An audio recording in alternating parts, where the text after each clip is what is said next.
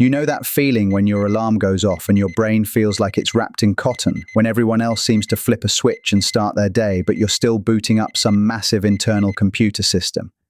Here's what nobody tells you. That morning fog isn't laziness. It's not a character flaw. It's actually evidence that you have what psychologists call a high-demand brain. Your cognitive system is running so many background processes that it takes longer to come online.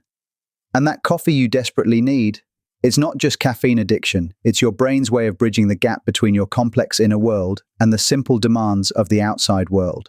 Think about the difference between turning on a basic calculator and starting up a high-end gaming computer. The calculator, instant. The computer, it needs time to load the operating system, run diagnostics, and initialize all its complex programs. Your brain works the same way, and if you need coffee to function, you're probably running the cognitive equivalent of a gaming rig while everyone else has a calculator.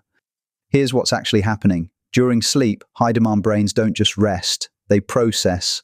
They sort through emotional data, solve problems, make connections between ideas that seemed unrelated during the day.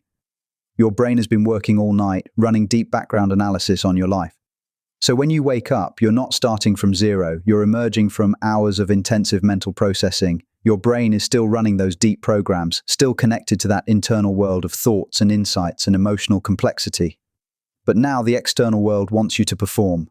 Check emails, make small talk, navigate traffic, handle logistics. These are what I call shallow external requirements, and they operate on a completely different frequency than your deep internal processing.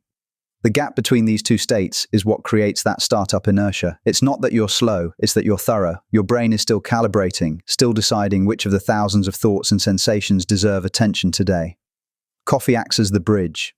Not because it wakes you up, but because it helps your high-demand system transition from deep internal mode to external performance mode. The caffeine doesn't create energy, it helps your brain shift gears from contemplation to action. This is why just wake up earlier doesn't work for people like you.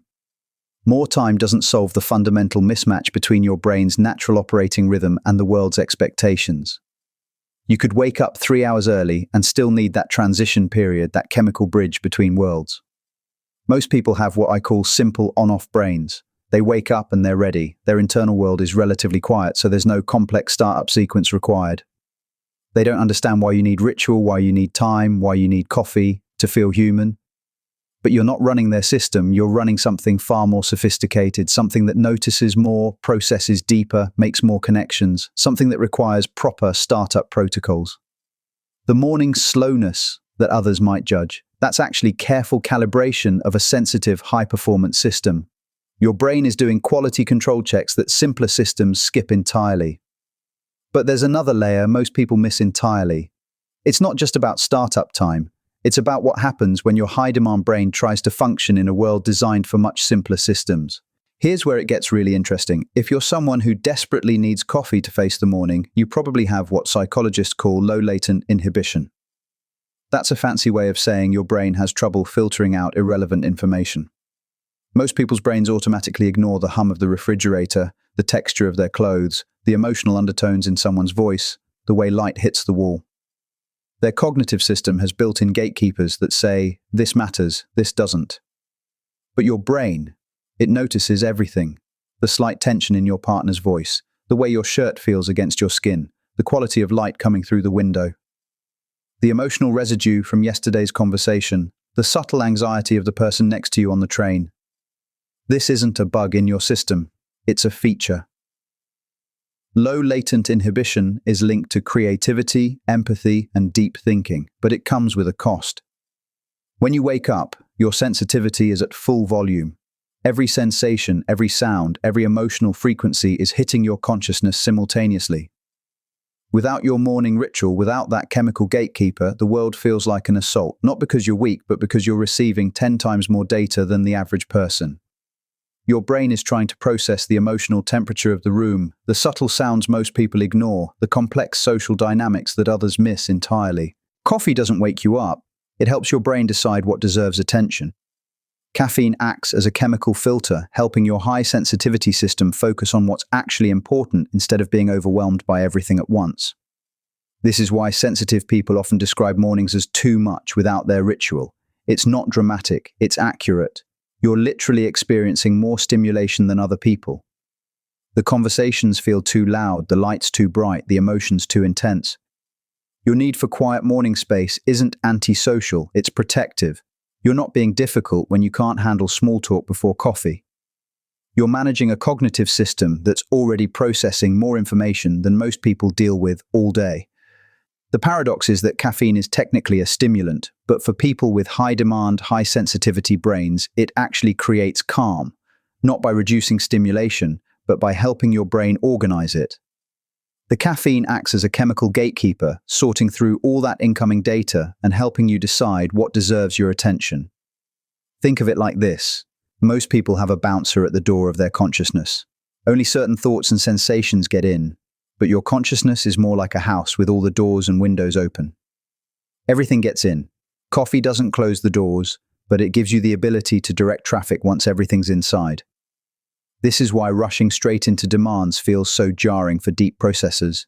You haven't had time to sort through all the information your brain has been collecting. You haven't had time to build your filters for the day. You're trying to perform while your system is still being flooded with unfiltered input. But here's what's really fascinating about your coffee dependency.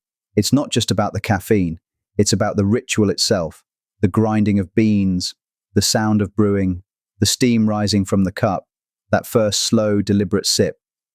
These aren't just habits, they're psychological anchors. Your high-demand brain needs buffer time between the depth of your internal world and the performance requirements of external reality. The ritual creates what psychologists call a liminal space, a threshold between two different states of being. You're not fully in your contemplative morning mind, but you're not yet in performance mode either. You're in transition. For people with complex inner lives, this transition time isn't optional, it's essential. Your brain needs to gradually shift from the deep, non-linear thinking of sleep and early morning to the focused, linear demands of daily tasks. The cup becomes a physical anchor, something tangible to hold while your mind makes this complex adjustment. The warmth, the aroma, the familiar taste, they all signal to your nervous system that it's safe to begin engaging with the outside world. This is why your morning slowness isn't actually slowness. It's careful calibration. You're not lazy, you're methodical. Your brain is running through its startup sequence, checking systems, preparing for optimal performance. People with simpler cognitive systems don't understand this because they don't need it. They can jump straight from sleep to action because there's no complex internal world to navigate, no high-sensitivity system to calibrate, no deep processing to transition away from. But you're managing something far more sophisticated. Coffee becomes the signal that tells your high-demand brain it's time to shift gears. The ritual creates a controlled, predictable bridge between the complexity of your inner world and the simplicity of external expectations. Without this bridge, the transition feels jarring, overwhelming, sometimes impossible. With it, you can access all that cognitive power, all that sensitivity, all that deep processing ability in service of whatever the day requires. Your coffee dependency isn't a weakness. It's evidence of a high-performance brain that needs proper startup protocols.